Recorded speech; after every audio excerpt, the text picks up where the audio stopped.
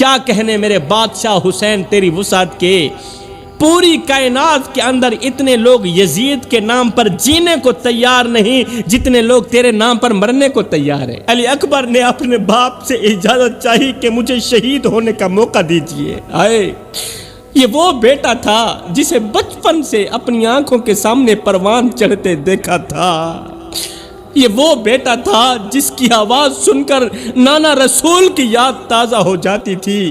لوگ اپنے گھروں میں ٹھنڈا پانی پی رہے تھے مگر کربلا میں ننھے ننھے بچے خشک ہونٹوں پر زبان پھیر رہے تھے۔ حکم جاری ہوا کہ حسین کے خیموں تک پانی نہیں پہنچنا چاہیے۔ ساری دنیا پانی پی رہی تھی مگر نبی کا نواسا پانی کی ایک بوند کے لیے ترس رہا تھا۔ اس سر کو تو میرے نانا محمد نے عزت بخشی ہے، یہ سر میں ایک شرابی کے آگے کیسے جھکا سکتا ہوں؟ ان ہاتھوں کو میرے نانے محمد نے چوما ہے، ان ہاتھوں سے میں یزید کی بیعت کیسے کر سکتا ہوں؟ تاریخ کے آسمان پر کچھ ستارے ایسے بھی طلوع ہوتے ہیں جن کی روشنی صدیوں بعد بھی مدھم نہیں پڑتی، وہ صدیوں تک چمکتے رہتے ہیں۔ کچھ ہستیاں ایسی ہوتی ہیں جن کا نام لیتے ہی دل ادب سے جھک جاتا ہے، آنکھیں نم ہو جاتی ہیں، دل تو کیا میں کہتا ہوں پیشانی بھی ادب سے جھک جاتی ہے، آنکھیں نم ہو جاتی ہیں اور روح پر عجیب سی کیفیت طاری ہو جاتی ہے۔ آج ہم ایک ایسی عظیم ہستی کا ذکر کرنے جا رہے ہیں جن کی زندگی کا ہر لمحہ وفا کا پیغام تھا، جن کی سانس سانس میں نبی کریم کی خوشبو بسی ہوئی تھی اور جن کے خون کے ایک ایک قطرے نے حق اور باطل کے درمیان ایسی لکیر کھینچ دی جسے قیامت تک کوئی مٹا نہیں سکے گا۔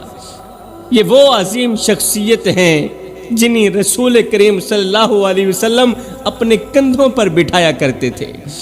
میرے کریم نبی ان کو اپنے کندھوں پر بٹھایا کرتے تھے، اپنے سینے سے لگایا کرتے تھے، اور جن کے بارے میں میرے رسول کریم نے فرمایا حسن اور حسین جنتی نوجوانوں کے سردار ہیں، حسن اور حسین جنتی نوجوانوں کے سردار ہیں۔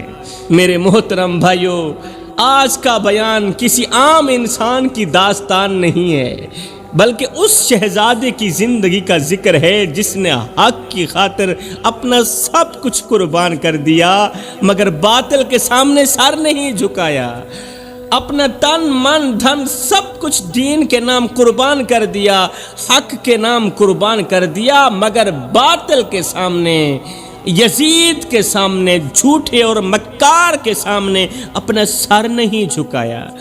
حضرت امام حسین علیہ السلام کی ولادت مبارک 4 ہجری میں مدینہ المنورہ میں شعبان المعظم کے مہینے میں ہوئی تھی، 4 ہجری میں۔ جب یہ مبارک خبر نبی کریم صلی اللہ علیہ وسلم تک پہنچی تو آپ کی خوشی کی انتہا نہ رہی۔ میرا نواسا دنیا میں آ گیا ہے، آپ کی خوشی کی انتہا نہ رہی۔ کہتے ہیں کہ اس دن میرے کریم نبی امت کے غم میں اس قدر افسردہ تھے، پریشان تھے کہ دل تڑپ رہا تھا، آنکھیں نم تھیں، مگر جیسے ہی آپ نے حسین کی آمد کی خبر سنی تو چہرے مبارک پر ایک دم خوشی کی روشنی پھیل گئی، آپ خوشی سے نہال ہو گئے جیسے مدینے کی فضاؤں میں رحمت کی خوشبو بکھر گئی ہو۔ اب سوچنے لگے کہ اس نورانی نواسے کا نام کیا رکھا جائے، اس پیارے نواسے کا نام کیا رکھا جائے۔ نواسے کا نام رکھا جا رہا تھا، اب سنیے ذرا غور سے سنیے، امام حسین کا نام رکھا جا رہا تھا۔ سبحان اللہ، روایت میں آتا ہے کہ حضرت جبریل علیہ السلام اللہ کا پیغام لے کر میرے رسول کریم صلی اللہ علیہ وسلم کی خدمت میں حاضر ہوئے، حسین کا نام رکھا جا رہا ہے۔ جبرائیل آسمان سے نیچے اترے، عرض کیا یا رسول اللہ اپنے اس بچے کا نام حسین رکھیے، اللہ فرما رہا ہے اپنے اس بچے کا نام، پیارے سے معصوم سے بچے کا نام حسین رکھیے۔ یہ نام صرف ایک نام نہیں، یہ آنے والی تاریخ کا عنوان بھی ہے، یہ وفا کا اعلان بھی ہے، یہ صبر کا چراغ بھی ہے۔ میرے محترم بھائیوں، نام رکھا جا رہا تھا حسین کا، مگر آسمان جانتا تھا کہ یہ بچہ ایک دن دین کی لاج رکھے گا، دین کا علم بلند کرے گا۔ زمین جانتی تھی کہ ایک دن اس کے قدموں سے کربلا کی مٹی مقدس ہو جائے گی، پاک ہو جائے گی، اور تاریخ جانتی تھی کہ ایک دن یہی حسین حق اور باطل کے درمیان ہمیشہ کے لیے پہچان بن جائیں گے۔ حسین کا نام رکھنے والا کوئی اور نہیں، اللہ کی ذات ہے۔ جبریل نام لے کے آنے والا ہے۔ ایک دن میرے کریم نبی اپنے نواسوں حضرت امام حسن اور حضرت امام حسین کو اپنی گود میں بٹھائے ہوئے تھے۔ آپ کے چہرے پر مسکراہٹ تھی۔ ایک طرف حضرت امام حسن تھے، دوسری طرف حضرت امام حسین تھے۔ میرے کریم نبی کے چہرے پر مسکراہٹ تھی، بچے بھی مسکرا رہے تھے۔ ہمارے کریم نبی امام حسین کے بالوں پر ہاتھ پھیر رہے تھے، بالوں پر ہاتھ پھیر رہے تھے اور آپ کی پیشانی چوم رہے تھے، ساتھ میں گلے بھی لگا رہے تھے۔ عین اسی وقت حضرت جبریل علیہ السلام حاضر ہوئے اور عرض کی، اے اللہ کے نبی، یہ جو آپ کا حسین ہے نا، یہ جو آپ کا پیارا حسین ہے نا، یہ ایک دن کربلا کی سرزمین پر خاندان سمیت اللہ کی راہ میں سب کچھ قربان کر دے گا۔ یہ حسین 3 دن کا پیاسا رہے گا اور پیاس کی حالت میں ہی اللہ سے جا ملے گا۔ پیاس کی تاب نہ لا کر بھی صبر کا پہاڑ بنے گا۔ اس کے ساتھیوں کے سروں کو نیزوں پر اٹھایا جائے گا، ان کے خیموں کو آگ لگا دی جائے گی۔ کون کہہ رہا ہے؟ جبریل کہہ رہا ہے، میرے کریم نبی کو خبر دے رہا ہے، آنے والے وقت کی خبر دے رہا ہے، کربلا کی کہانی سنا رہا ہے۔ کون؟ جبریل۔ کہنے لگا ان کے خیموں کو آگ لگا دی جائے گی۔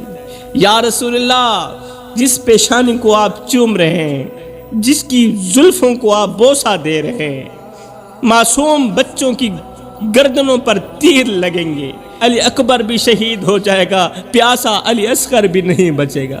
اور جس گلے پر آپ بوسہ دے رہے ہیں نا، اسی گلے پر آپ کی امت کے نام و نہاد لوگ ایسے وار کریں گے جیسے کوئی دشمن بھی نہ کر سکے۔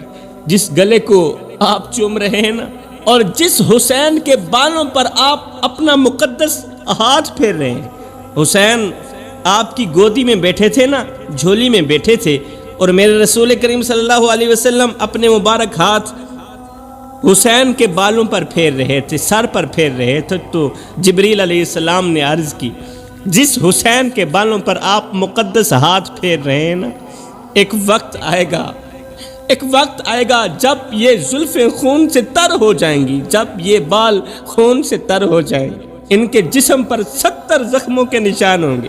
یہی تو وجہ ہے کہ آپ نے فرمایا میرے یہ دونوں نواسے حضرت امام حسن اور حضرت امام حسین جنتی نوجوانوں کے سردار بنیں گے۔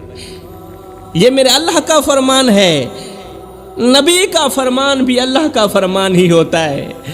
حسن اور حسین جنتی نوجوانوں کے سردار بنیں گے۔ یہ خبر دیتے ہوئے حضرت جبریل علیہ السلام واپس چلے گئے۔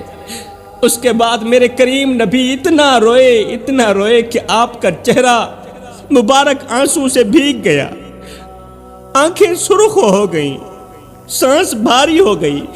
وہ بار بار اپنے نواز سے حضرت امام حسین کے بال چومتے، آپ کی پیشانی چومتے، گلے سے لگاتے اور بار بار فرماتے، حسین مجھ سے ہے لوگو، او میرے حسین کو پیاسا رکھنے والو، میرے حسین کو پیاسا مارنے والو، یاد رکھنا، تمہیں یاد رہنا چاہیے، حسین مجھ سے ہے اور میں حسین سے ہوں، حسین مجھ سے ہے اور میں حسین سے ہوں۔ جو حسین کا حیا کرے گا وہ میں محمد کا حیا کرے گا، جو حسین سے بغض رکھے گا وہ میں محمد سے بغض رکھے گا۔ اس کے بعد ہمارے کریم نبی نے دونوں ہاتھ اٹھائے، آسمان کی طرف دیکھا اور ساتھ ہی کہا، اے اللہ، میں حسین سے محبت رکھنے والوں سے محبت رکھتا ہوں، اے اللہ، میں حسین سے محبت رکھنے والوں سے محبت رکھتا ہوں، اور میں چاہتا ہوں کہ تو بھی ان سے محبت کر جو میرے حسین سے محبت کرتے ہیں۔ اس کے بعد میرے کریم نبی نے صحابہ کرام کو یہ واقعہ سنایا کہ میرے حسین کے ساتھ یہ بھی ہوگا، میرے حسین کو پیاسا بھی رکھا جائے گا، میرے حسین کو شہید بھی کیا جائے گا، اور شہید کرنے والے غیر نہیں ہوں گے، میرے اپنے ہی ہوں گے۔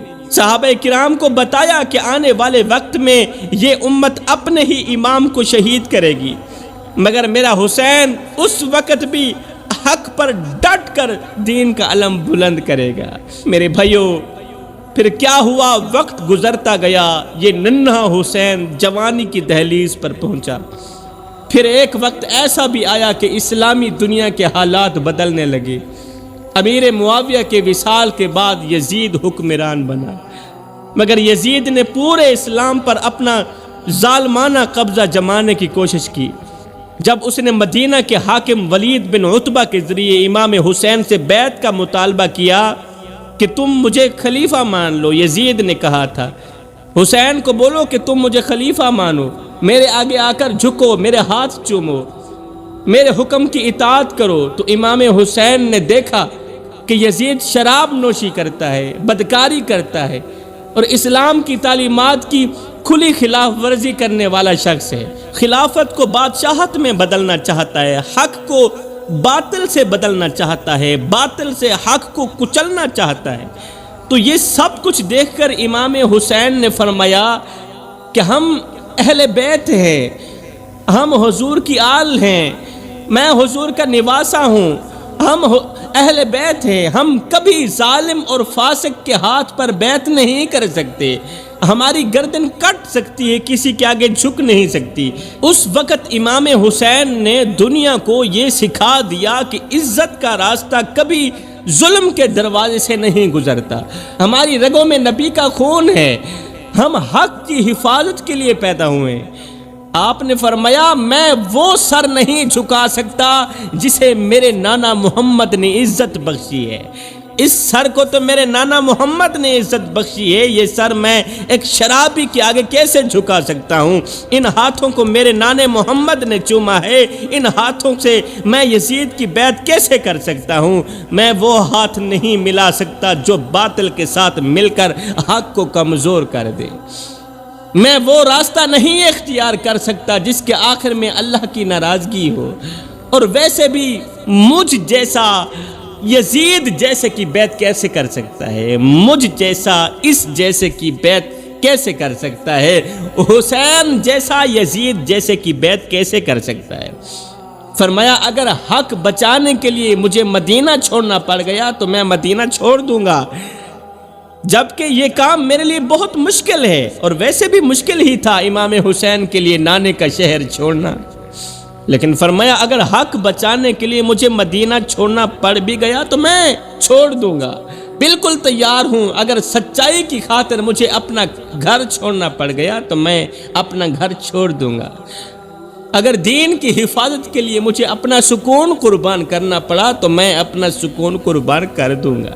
مجھے موت سے مت ڈرایا جائے، میں موت سے نہیں ڈرتا، میں اس دن سے ڈرتا ہوں جب اللہ پوچھے گا اے حسین جب دین پر آزمائش آئی تھی تو اس وقت تم کہاں کھڑے تھے؟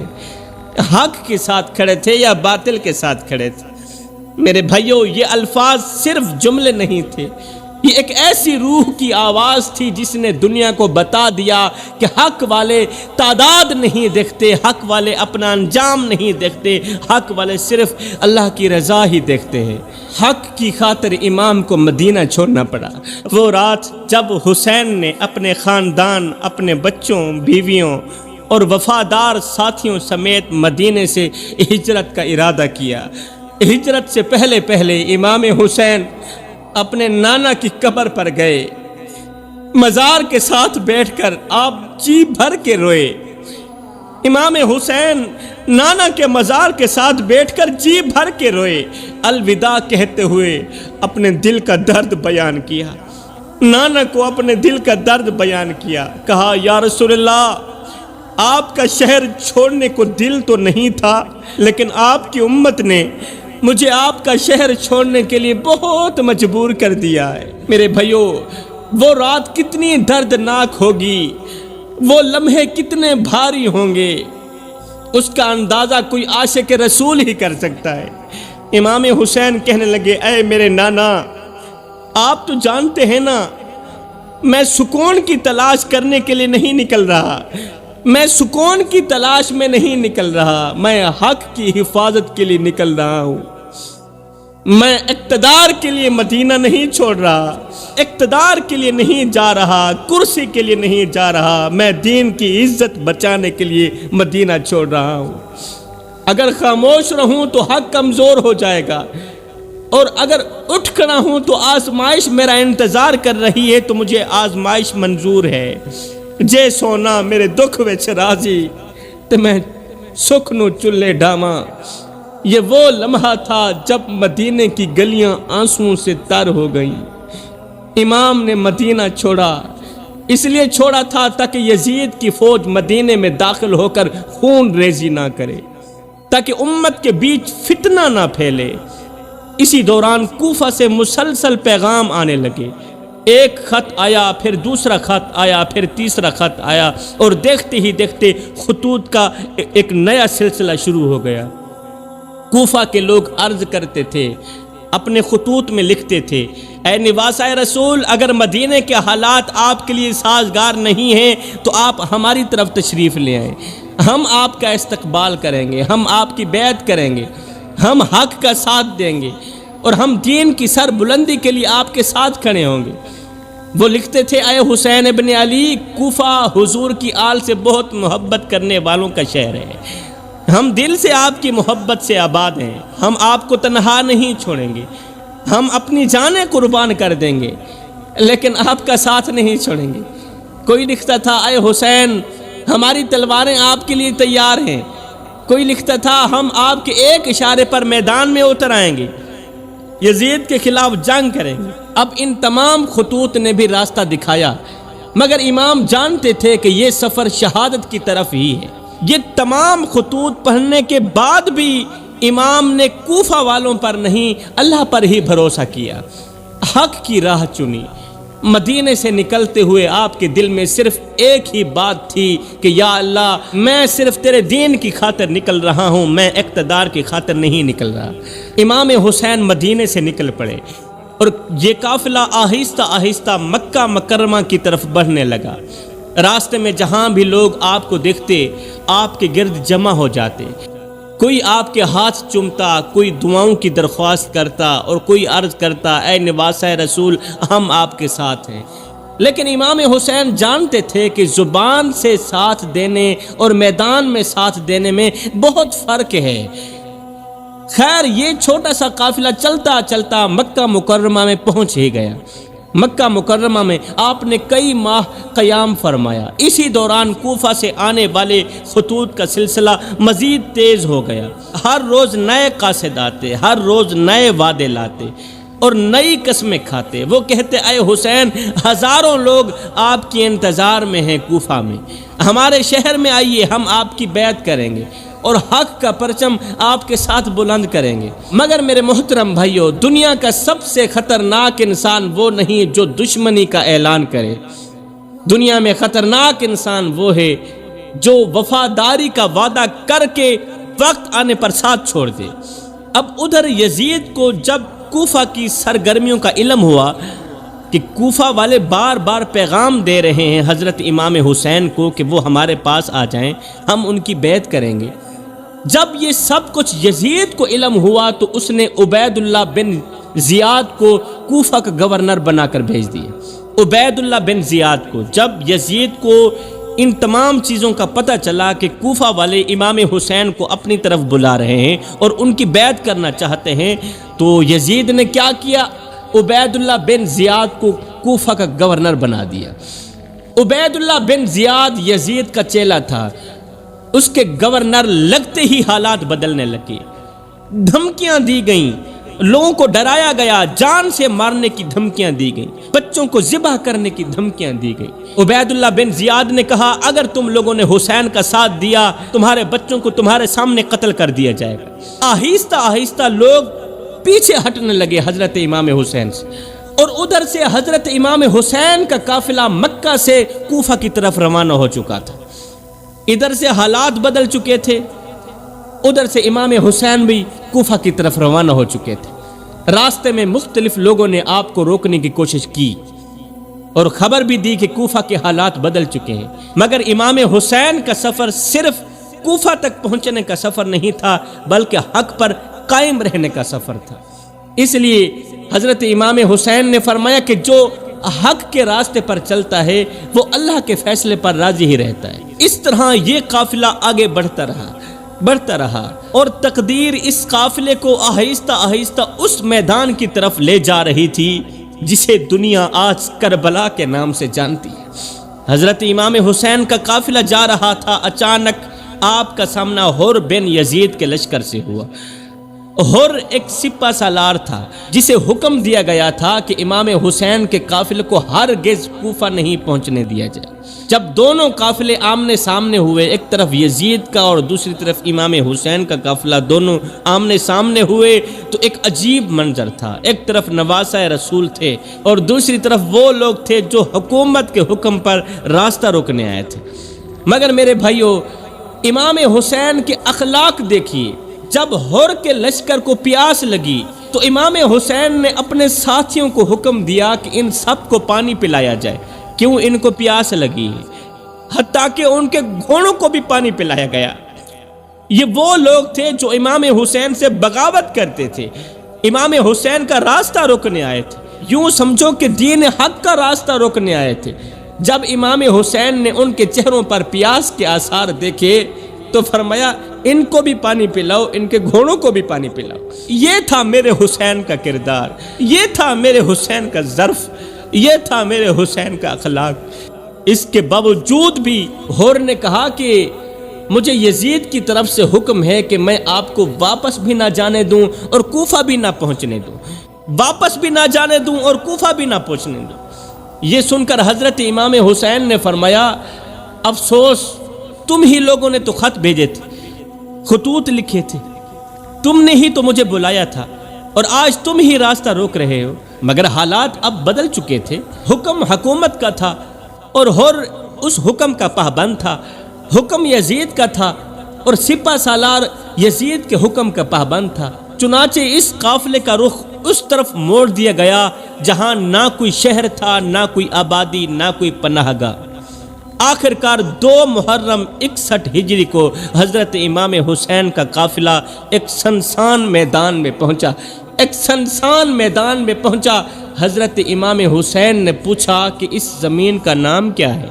سنسان جگہ پر جا پہنچے، وہاں پہنچ کر حضرت امام حسین نے پوچھ ہی لیا کہ اس زمین کا نام کیا ہے۔ لوگوں نے عرض کیا یہ کربلا ہے، یہ کربلا ہے۔ یہ نام سنتے ہی حضرت امام حسین نے ایک گہری سانس لی اور آسمان کی طرف دیکھا، پھر فرمایا یہیں خیمے گاڑ دو، یہیں خیمے نصب کر دیے جائے۔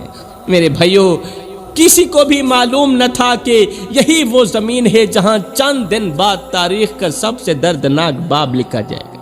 یہی وہ زمین تھی جہاں وفا کا امتحان ہونا تھا، یہی وہ زمین تھی جہاں صبر کو خون میں نہلا جانا تھا۔ میرے محترم بھائیو، جب حضرت امام حسین نے کربلا کی سرزمین پر خیمے نصب کر لیے تو ابتدا میں حالات اگرچہ مشکل تھے مگر ابھی آزمائش کی انتہا باقی تھی۔ ادھر عبید اللہ بن زیاد مسلسل نئے لشکر روانہ کر رہا تھا۔ ہر گزرتے دن کے ساتھ دشمنوں کی تعداد بڑھتی جا رہی تھی اور حسین کے ساتھیوں کی تعداد وہی کی وہی تھی۔ ایک طرف ہزاروں تلواریں جمع ہو رہی تھی، دوسری طرف چند وفادار لوگ تھے جو اپنے امام کے گرد کھڑے تھے، اپنے امام کے ساتھ کھڑے تھے۔ پھر ایک وقت آیا جب عمر بن سعد ایک بڑے لشکر کے ساتھ کربلا پہنچا۔ اس نے امام حسین کے خیموں کا محاصرہ کر لیا، بڑے لشکر کے ساتھ، سب کے ہاتھوں میں تلواریں تھیں، بہت بڑا لشکر تھا۔ اس نے امام حسین کے خیموں کا محاصرہ کر لیا۔ میرے بھائیو، امام حسین جنگ نہیں چاہتے تھے، امن چاہتے تھے، جنگ نہیں چاہتے تھے۔ آپ نے بار بار فرمایا مجھے واپس جانے دو، واپس جانے دو، یا مجھے کسی ایسی سرحد پر جانے دو جہاں میں اسلام کی خدمت کر سکوں، نانا کے دین کو بچا سکوں۔ لیکن باطل کو جنگ ہی چاہیے تھی، یزید کو شرارت ہی چاہیے تھی، یزید کو شیطانیت ہی چاہیے تھی، یزید کو خون ہی چاہیے تھی۔ کیوں؟ اس لیے کہ یزید کو حق کی آواز ہمیشہ کے لیے خاموش کرنی تھی۔ بات چیت کے تمام دروازے ایک ایک کر کے بند کیے جانے لگے۔ پھر وہ دن آیا جسے سن کر آج بھی دل کانپ اٹھتا ہے۔ فرات کا پانی جو سب کے لیے بہہ رہا تھا، اس پانی پر پہرے دار بٹھا دیے گئے۔ حکم جاری ہوا کہ حسین کے خیموں تک پانی نہیں پہنچنا چاہیے۔ ساری دنیا پانی پی رہی تھی، مگر نبی کا نواسا پانی کی ایک بوند کے لیے ترس رہا تھا۔ دریا چند قدم کے فاصلے پر تھا، مگر پیاسے ہونٹوں تک ایک قطرہ بھی نہیں پہنچ سکتا تھا۔ ایک طرف فرات کی لہریں بہہ رہی تھیں، دوسری طرف رسول کریم صلی اللہ علیہ وسلم کے گھرانے کے بچے پیاس سے بلک رہے تھے۔ لوگ اپنے گھروں میں ٹھنڈا پانی پی رہے تھے، مگر کربلا میں ننھے ننھے بچے خشک ہونٹوں پر زبان پھیر رہے تھے۔ آسمان یہ منظر دیکھ رہا تھا، زمین یہ منظر دیکھ رہی تھی، مگر انسانیت کا دل جیسے پتھر بن چکا تھا، اور حسین صبر کے ساتھ اپنے رب کی رضا پر راضی کھڑے تھے۔ دن گزرتے گئے، پیاس بڑھتی گئی، اور خیموں سے بچوں کی آوازیں آنے لگی، پانی کا ایک گھونٹ ہو تو دے دو۔ خیموں کے اندر سے بچوں کی آوازیں آنے لگی، پانی کا ایک گھونٹ ہو تو دے دو۔ یہ آواز سن کر وفادار ساتھیوں کے دل ٹوٹ جاتے تھے۔ پانی پانی کی صدا سن کر وفادار ساتھیوں کے دل ٹوٹ جاتے تھے، مگر اس سب کے باوجود بھی امام حسین کے چہرے پر صبر تھا۔ آپ جانتے تھے ان اللہ مع الصابرین، اللہ تعالیٰ صبر کرنے والوں کے ساتھ ہے۔ آپ کے لہجے میں شکوہ نہیں تھا، آپ کے لہجے میں شکوہ نہیں تھا، اور آپ اپنے ساتھیوں کو بار بار حوصلہ دے رہے تھے، صبر کرو، صبر کرو، اللہ صبر کرنے والوں کا ساتھی ہے، اللہ صبر کرنے والوں کا دوست ہے۔ میرے بھائیو، اب کربلا صرف ایک میدان نہیں رہی تھی، اب یہ حق اور باطل کے درمیان آخری امتحان گاہ بن چکی تھی۔ ایک طرف طاقت تھی، دوسری طرف سچائی تھی۔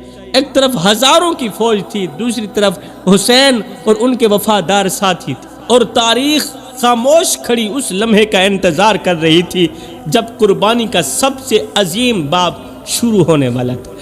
10 محرم کا سورج طلوع ہوا تو کربلا کی سرزمین گواہی دینے کے لیے تیار کھڑی تھی کہ آج تاریخ کا ایک ایسا دن آنے والا ہے جسے دنیا قیامت تک یاد رکھے گی۔ امام حسین کے وفادار ساتھی ایک ایک کر کے میدان میں اترتے گئے۔ ہر طرف سے آزمائش بڑھتی جا رہی تھی، مگر حضور کے نواسے کے قدم حق سے نہ ہٹے۔ روایت میں آتا ہے کہ حضرت علی اکبر میدان میں جانے کی اجازت لینے کے لیے حضرت امام حسین کے سامنے حاضر ہوئے۔ میدان میں شہید ہونے کے لیے آپ اجازت لینے کے لیے حاضر ہوئے۔ یہ وہ نوجوان تھے جو لوگوں کو رسول اللہ کی یاد دلایا کرتے تھے۔ بیٹے نے باپ سے اجازت چاہی، علی اکبر نے اپنے باپ سے اجازت چاہی کہ مجھے شہید ہونے کا موقع دیجیے۔ یہ وہ بیٹا تھا جسے بچپن سے اپنی آنکھوں کے سامنے پروان چڑھتے دیکھا تھا۔ یہ وہ بیٹا تھا جس کی آواز سن کر نانا رسول کی یاد تازہ ہو جاتی تھی۔ کہتے ہیں کہ ایک لمحے کے لیے باپ کی محبت اور دین کی ذمہ داری آمنے سامنے آ کھڑی ہوئی۔ نگاہیں بیٹے کے چہرے پر تھیں اور دل میں جدائی کا درد موجزن تھا۔ پھر امام حسین نے اپنے بیٹے علی اکبر کو سینے سے لگایا، اس کے سر پر شفقت بھرا ہاتھ پھیرا اور دعاؤں کے ساتھ رخصت کیا، گویا ایک باپ اپنے دل کا ٹکڑا میدان کی طرف بھیج رہا تھا، شہید ہونے کے لیے بھیج رہا تھا۔ پھر اہل بیت کے دوسرے افراد اور وفادار ساتھی بھی ایک ایک کر کے قربانی پیش کرتے گئے۔ کربلا کی ریت ان کے خون سے رنگین ہوتی گئی، مگر وفا کا پرچم بلند رہا۔ اے حسین، تیری جرأت کو سلام۔ وفا کا پرچم نیچے نہیں گرنے دیا، بلند ہی رکھا۔ وقت گزرتا گیا، ساتھی کم ہوتے گئے، شہید ہوتے گئے، شہید ہوتے ہوتے آخرکار سب شہید ہو گئے۔ آخرکار وہ لمحہ بھی قریب آ گیا جب امام حسین خود میدان میں تشریف لے گئے۔ آپ نے صبر، استقامت اور حق پر قائم رہنے کی ایسی مثال قائم کی جس کی نظیر تاریخ میں بہت ہی کم ملتی ہے۔ آپ نے ظلم کے سامنے سر نہ جھکایا، باطل کے آگے سمجھوتا نہ کیا، اور حق کی خاطر اپنی جان قربان کر دی۔ آگے دشمن، پیچھے دشمن، دائیں دشمن، بائیں دشمن، حسین کی تلوار چل رہی ہے، یزیدیوں کے گلے کاٹ رہی ہے۔ اب اس تلوار کو کوئی نہیں روک سکتا، اب اس تلوار کو کوئی نہیں روک سکتا، مگر اچانک میرے پیر امام حسین کی تلوار رک گئی۔ اچانک امام حسین کی تلوار رک گئی۔ کیوں؟ اس لیے کہ نماز کا وقت ہو گیا تھا۔ آہا، نماز کا وقت ہو گیا تھا۔ امام حسین نماز کے لیے کھڑے ہو گئے، قیام کیا، رکوع کیا۔ جب سجدے میں گئے تو مسکرا کر کہنے لگے، مالک تجھے راضی کرنے کے لیے میں نے اپنا سب کچھ کیا، بتا تو صحیح تو بھی حسین پہ راضی ہوا ہے کہ نہیں ہوا؟ 10 محرم 61 ہجری کو کربلا کی سرزمین پر حضرت امام حسین کو شہید کر دیا گیا۔ مگر میرے بھائیوں، شہید تو جسم ہوتا ہے، اصول نہیں ہوتا۔ تلواریں جسم کو زخمی کر سکتی ہیں مگر حق کے پیغام کو ختم نہیں کر سکتی۔ اس لیے آج صدیوں بعد بھی حضرت امام حسین کا نام زندہ ہے، ان کی قربانی زندہ ہے، اور کربلا کا پیغام زندہ ہے کہ حق کے لیے کھڑا ہونا پڑے تو تعداد نہیں دیکھی جاتی، صرف اللہ کی رضا ہی دیکھی جاتی۔